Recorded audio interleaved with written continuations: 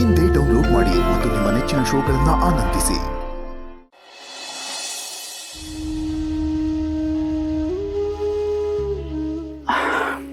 ಚಿನ್ನುಮರಿ, ನೀವು ಬದುಕಿದ್ದೀರಿ ಅಂತ ಗೊತ್ತಿದ್ದು ಇನ್ನೂ ಜಯಂತ ಯಾಕೆ ಹೂವಿನ ಹಾರ ಹಾಕಿದ್ದಾನೆ ಅಂತ ಬೇಜಾರು ಮಾಡ್ಕೋಬೇಡಿ. ಮನೆಗೆ ಬೆಂಕಿ ಚೆಲ್ಪಿ ಇಬ್ಬರು ಬಂದಿದ್ರಲ್ಲ, ಹಾಗಾಗಿ ಒಂದು ಸಣ್ಣ ನಾಟಕ ಅಷ್ಟೇ. ನೀವು ಬೇಜಾರು ಮಾಡ್ಕೋಬಾರ್ದು.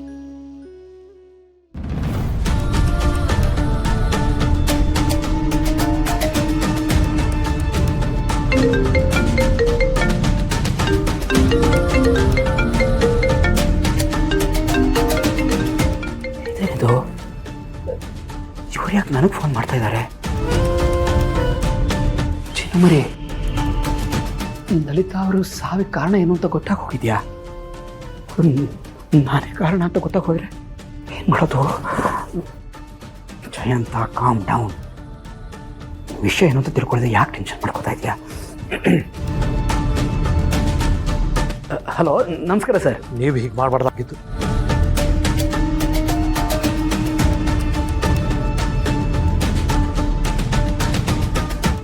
ನಾನೇನು ಮಾಡಿದೆ ಸರ್? ಅಲ್ಲ ಜಯಂತ್, ನೀವು ನಮ್ಮ ಮನೆ ಕಡೆ ಬಂದು ಹೋಗ್ತೀರಾ ಅಂತ ಅಂದ್ಕೊಂಡಿದ್ದೆ, ಆದರೆ ಬರಲೇ ಇಲ್ವಲ್ಲ. ಸರ್, ಅದು ಕೆಲಸದ ಒತ್ತಡ ಸ್ವಲ್ಪ ಜಾಸ್ತಿ ಇತ್ತು, ಹಾಗಾಗಿ ಬರೋಕ್ಕಾಗಲಿಲ್ಲ. ನನಗೆ ಗೊತ್ತು ನಿಮಗೆ ಬಿಡುವಾಗಿರಲ್ಲ ಅಂತ. ಲಲಿತಂಗೆ ನಿಮ್ಮನ್ನು ಕಂಡ್ರೆ ತುಂಬ ಇಷ್ಟ. ನೀವು ನಮ್ಮ ಮನೆ ಬಂದಾಗಲೆಲ್ಲ ತುಂಬ ಖುಷಿ ಪಡ್ತಿದ್ಲು. ನಿಮ್ಮನ್ನು ಮಗನ ಥರನೇ ಅಂದ್ಕೊಂಡಿದ್ಲು. ಆಗಬಾರದು ಗಳಿಗೆ ಇಷ್ಟೆಲ್ಲ ಆಗೋಯ್ತು ನೋಡಿ. ನಮ್ಮನ್ನೆಲ್ಲ ಕಾಯ್ತಾ ಜೀವನ ಹೊರಟೋಯ್ತು. ಅವಳದು ಹೋಗೋ ವಯಸ್ಸಲ್ಲ, ಆದರೂ ನಮ್ಮನ್ನೆಲ್ಲ ಬಿಟ್ಟು ಹೋದ್ಲು. ಅವಳು ಆ ಟೈಮಲ್ಲಿ ಅಲ್ಲಿಗೆ ಹಾಕೋದ್ಲು, ಅಲ್ಲ್ಯಾಕೆ ಬಿದ್ದಿದ್ಲು ಒಂದು ಗೊತ್ತಾಗ್ತಾ ಇಲ್ಲ. ಅವತ್ತು ನೀವು ಮನೆಗೆ ಬಂದಿದ್ರಿ, ಫೋನ್ ಮಾಡಿ ನನ್ನನ್ನು ಮಾತಾಡ್ಸಿದ್ರಿ, ಆದರೆ ಭೇಟಿ ಮಾಡಿ ನಾವಿವ್ರು ಮಾತಾಡೋಕ್ಕಾಗಲಿಲ್ಲ. ಅದಕ್ಕೆ ಒಂದ್ಸಲ ಮಾತಾಡ್ಸ್ಬಿಡೋಣ ಅಂತ ಫೋನ್ ಮಾಡಿದೆ. ಪರವಾಗಿಲ್ಲ ಸರ್, ನಿಮ್ಮ ಪರಿಸ್ಥಿತಿ ನನಗೆ ಅರ್ಥ ಆಗತ್ತೆ. ಈಗ ಹೇಗಿದ್ದೀರಿ? ಹಾಗೆ ಇದ್ದೀನಿ. ಆದರೆ ಮನೆಗೆ ಯಜಮಾನರು ಅಂದರೆ ಹೆಣ್ಮಕ್ಳೇ. ಅವರು ಮನೆ ಬೆಳಗೋರು. ಅವರೇ ಹೋಗ್ಬಿಟ್ರೆ ಇಡೀ ಮನೆನೇ ಕತ್ಲಾಗ್ಬಿಡುತ್ತೆ. ನಾನು ಅಳ್ತಾ ಇಲ್ಲದೆ ಮನೆಯೆಲ್ಲ ಕತ್ಲಾಗಿದೆ ಅಂತ ಅನಿಸ್ತಾ ಇದೆ. ಇಷ್ಟೇ ಮಾತಾಡಿದ್ರು ಅವಳು ವಾಪಸ್ ಬರಲ್ಲ ಅನ್ನೋ ಸತ್ಯ ನನಗೆ ಗೊತ್ತು. ಆದರೆ ಅವಳು ನನ್ನನ್ನು ಮಾತ್ರ ಬಿಟ್ಟು ಹೋಗಿಲ್ಲ. ಅವಳು ಇಡೀ ಜೀವನನೇ ನಮಗೋಸ್ಕರ ಹೋಗಿದ್ದಾಳೆ. ನೋಡಿ, ನೀವೇನು ಅನುಭವಿಸ್ತಿದ್ದೀರಿ ಅಂತ ನನಗೆ ಅರ್ಥ ಆಗುತ್ತೆ. ನಮ್ಮನೆ ನಂದ ದೀಪನೂ ನಂದು ಹೋಗಿ ಎಷ್ಟೋ ದಿನ ಆಯ್ತಲ್ಲ. ನನ್ನ ಹೆಂಡತಿ ಹೋದ್ಮೇಲೆ ನನ್ನ ಬಾಳು ಈಗ ಹಾಗೆ ಆಗಿದೆ ಸರ್. ಕಣ್ಣಿದ್ದು ಕುರುಡ ಆಗಿದ್ದೀನಿ. ಜಯಂತ್, ನಾನು ನನ್ನ ನೋವನ್ನ ಹೇಳ್ತಾ ನಿಮ್ಮ ನೋವನ್ನು ನೆನಪಿಸ್ತಾ ಇದ್ದೀನಿ. ಕ್ಷಮಿಸಿ ಜಯಂತ್,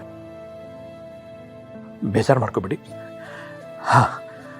ನಾನು ಕಾಲ್ ಮಾಡಿದ್ದೆ ಯಾಕೆಂದರೆ ಲಲಿತಂದು ಕಾರ್ಯ ಇಟ್ಕೊಂಡಿದ್ದೀವಿ. ದಯವಿಟ್ಟು ನೀವು ಬರಬೇಕು. ನೀವು ಬಂದರೆ ಲಲಿತನ ಆತ್ಮಕ್ಕೆ ಶಾಂತಿ ಸಿಗುತ್ತೆ.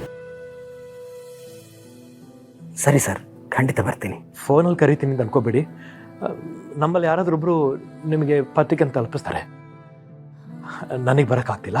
ಪರವಾಗಿಲ್ಲ ಸರ್, ನೀವೇ ಖುದ್ದಾಗಿ ಬಂದು ಕರಿಬೇಕು ಅಂತ ಯಾವ ಅವಶ್ಯಕತೆಯೂ ಇಲ್ಲ. ಮನೆಯವರು ಅಂತ ಹೇಳಿದ್ದೀರಲ್ಲ, ಖಂಡಿತ ಬರ್ತೀನಿ. ನೀವು ಆರಾಮಾಗಿರಿ, ಚಿಂತೆ ಮಾಡಬೇಡಿ. ನನಗೀಗ ಕಾಡ್ತಿರೋ ಚಿಂತೆ ಒಂದೇ ಜಯಂತ್, ಅದು ಲಲಿತಾ. ಅವಳು ಬೀಳೋವಾಗ ನಮ್ಮನ್ನು ಕೂಗ್ಬೋದಾಗಿತ್ತಲ್ವಾ? ಯಾಕೆ ಅವಳು ಕೂಗ್ಲಿಲ್ಲ ಅನ್ನೋದು ನನಗೆ ಚಿಂತೆ. ಡ್ಯಾಮಿಟ್, ಇವರು ಈ ಡೌಟನ್ನು ದೊಡ್ಡದು ಮಾಡ್ಕೊಂಡೇ ಹೋಗ್ತಾ ಇದ್ದಾರಲ್ಲ.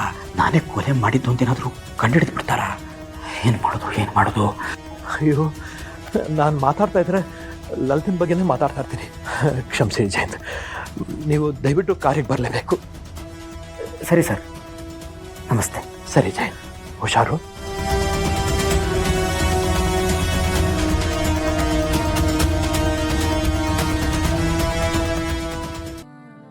ಒಂದು ವೇಳೆ ಶ್ರೀಕಾಂತ್ ಅವ್ರ ಮೇಲಿರೋ ದ್ವೇಷನ ತೀರಿಸ್ಕೊಳ್ಳೋದಕ್ಕೆ ಯಾರಾದರೂ ಹೀಗೆ ಮಾಡಿದಿದ್ರೆ ಸಿದ್ದು ಅವ್ರನ್ನ ಈ ಕೇಸಲ್ಲಿ ಸಿಕ್ಕಾಕ್ಸಿ ಅವ್ರಿಗೇನು ಲಾಭ ಇದೆ? ಅಥವಾ ಇದೆರಡರ ಮಧ್ಯೆ ನಾನಿರೋದ್ರಿಂದ ನನ್ನ ಮೇಲಿರೋ ಕೋಪಕ್ಕೆ ಯಾರಾದರೂ ಹೀಗೆ ಮಾಡ್ತಿದ್ದಾರಾ? ನಿಜ ಹೇಳಬೇಕು ಅಂದರೆ ಆಕ್ಸಿಡೆಂಟ್ ಆಗಿದ್ದ ಜಾಗದಲ್ಲಿ ಸರಿಯಾಗಿ ಏನಾಯಿತು ಅಂತ ಯಾರಿಗೂ ಗೊತ್ತಿಲ್ಲ ಭಾವ. ಒಂದು ಕಡೆ ಸಿದ್ದು ಅವರು ನಾನೇ ಆಕ್ಸಿಡೆಂಟ್ ಮಾಡಿದ್ದೀನಿ ಅಂತ ಹೇಳ್ಕೊತಿದ್ದಾರೆ, ಆದರೆ ಇನ್ನೊಂದು ಕಡೆ ಖುಷಿ ಮೊದಲು ಲಾರಿ ಗುತ್ತು, ಅದಾದಮೇಲೆ ಗಾಡಿ ಬಂದು ಗುತ್ತು ಅಂತ ಹೇಳ್ತಿದ್ದಾಳೆ. ಆದರೆ ಕೋರ್ಟಲ್ಲಿ ಮಗುನ ಸಾಕ್ಷಿಯಾಗಿ ಒಪ್ಕೊಳ್ಳಲ್ಲ. ಏನು ಮಾಡಬೇಕು ಅಂತಲೇ ಗೊತ್ತಾಗ್ತಿಲ್ಲ ಭಾವ.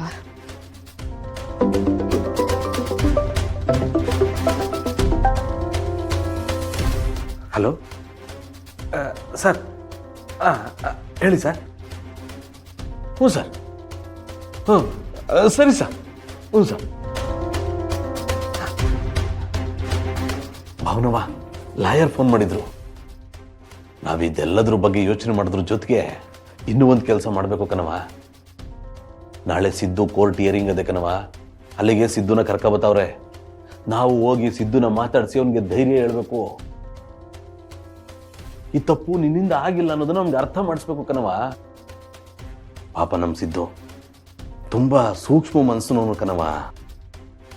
ನಾನೇ ಮಾಡಿದ್ದೀನಿ ಇದನ್ನೆಲ್ಲ ಅಂತ ಒಪ್ಕೊಂಡ್ರು ಒಪ್ಕೊಬಿಡ್ತಾನೆ. ಅವನ್ಗೆ ಅದಾಗಕ್ಕೆ ಬಿಡಬಾರ್ದು. ನಾವು ಅವನಿಗೆ ತಿಳಿಸಿ ಹೇಳ್ಬೇಕು. ತಪ್ಪು ಮಾಡಿದವ್ರಿಗೆ ಶಿಕ್ಷೆ ಆಗಬೇಕು ಕಣವ. ಅಲ್ಲಿ ಗಂಟ ನೀವು ಹೊಸಿ ಧೈರ್ಯವಾಗಿರ್ಬೇಕು ಅಷ್ಟೇ. ಹಾ ಭಾವ. ನಮ್ಮ ಸಿದ್ದು ತಪ್ಪೇ ಮಾಡಿಲ್ಲ ಅಂದಮೇಲೆ ಅದನ್ನ ಸಾಬೀತು ಮಾಡೋದು ಒಂದೇ ಬಾಕಿ ಕಣವ. ಹೆಂಗಾರ ಮಾಡಿ ಆ ಡ್ರೈವರ್ನ ಹಿಡಿಬೇಕು ಕಣವ. ಎಲ್ಲಕ್ಕಿಂತ ಮೊದಲು ನಮ್ಮ ಸಿದ್ದುನ ಹೋಗಿ ಮಾತಾಡ್ಸ್ಕೊ ಬರಬೇಕು. ಅವನವ ನೀವು ಯಾವುದನ್ನು ಮನ್ಸು ಕಚ್ಕೋಬೇಡಿ ಕಣವ. ನಾವು ಇನ್ನೊಮ್ಮೆ ಈ ಬೇಲ್ಗೆ ಅರ್ಜಿ ಹಾಕುಮ, ಏನಾಯ್ತದ ನೋಡುವ. ಒಟ್ಟಿನಲ್ಲಿ ನಮ್ಮ ಸಿದ್ದುನ ಈ ಕೇಸು, ಕೋರ್ಟು, ಆಕ್ಸಿಡೆಂಟು, ಅದು ಇದು ಇವೆಲ್ಲದರಿಂದ ಆಚೆ ಕರ್ಕೊಬಂದು ಎಲ್ಲದಕ್ಕೂ ಒಂದು ಮುಕ್ತಿ ಕೊಟ್ಬಿಡ್ಬೇಕು ಕಣವ. ಹೌದು ಬಾಬಾ, ಇದರಿಂದ ಅವ್ರಿಗೆ ಏನು ತೊಂದರೆ ಆಗ್ತಿದೆಯೋ ಏನೋ. ಹಂಗೇನು ಆಗಿರಕ್ಕಿಲ್ಲ ಕಣವ, ಎಲ್ಲ ಸರಿಯುತ್ತದೆ. ಭಾವನವ, ನೀವು ಈ ಮನೇಲಿ ಒಬ್ಬರೇ ಇದ್ದೀರಿ. ನಿಮ್ಮ ಮನೆಯವ್ರಿಗೆ ಯಾರಿಗಾರು ಫೋನ್ ಮಾಡಿ ಕರ್ಸ್ಕೋಬೇಕಾಗಿತ್ತು ಕಣವ. ಅದೇ ನಿಮ್ಮ ಅಣ್ಣ ಅತ್ತಿಗೆ ಇದ್ರಲ್ಲ, ವೆಂಕಿ ಚೆಲ್ವಿ ಅವರು, ಅವ್ರಿಗಾದ್ರೂ ಕರ್ಸ್ಕೊಳವಾ? ಪರವಾಗಿಲ್ಲ ಭಾವ, ನನ್ನಿಂದ ಅವ್ರಿಗೆ ತೊಂದರೆ ಆಗೋದು ನನಗೆ ಇಷ್ಟ ಇಲ್ಲ. ಸರಿ ಕಣವ, ನಂಗೆ ತಡ ಆಯ್ತದೆ, ನಾನಿನ್ ಬರ್ತೀನಿ. ಜೋಪಾನ ಭಾವ. ನೀವು ಸ್ವಲ್ಪ ಹುಷಾರಾಗಿರಿ, ಯಾಕಂದರೆ ಈಗ ಆಗ್ತಿರೋದೆಲ್ಲ ನೋಡಿದ್ರೆ ಇದರಿಂದ ನಿಮಗೇನು ತೊಂದರೆ ಆಗುತ್ತೋ ಏನೋ ಅಂತ ಭಯ ಆಗ್ತಿದೆ. ಭಾವನವ, ಈ ಮರಿಗೌಡನ ಮುಟ್ಟ ಮಗ ಯಾವನಿದ್ದಾನವ? ನೀವೇನು ತಲೆ ಕೆಡಿಸ್ಕೊಬೇಡಿ, ಆರಾಮಾಗಿರಿ. ನಾನು ಬರ್ತೀನಿ.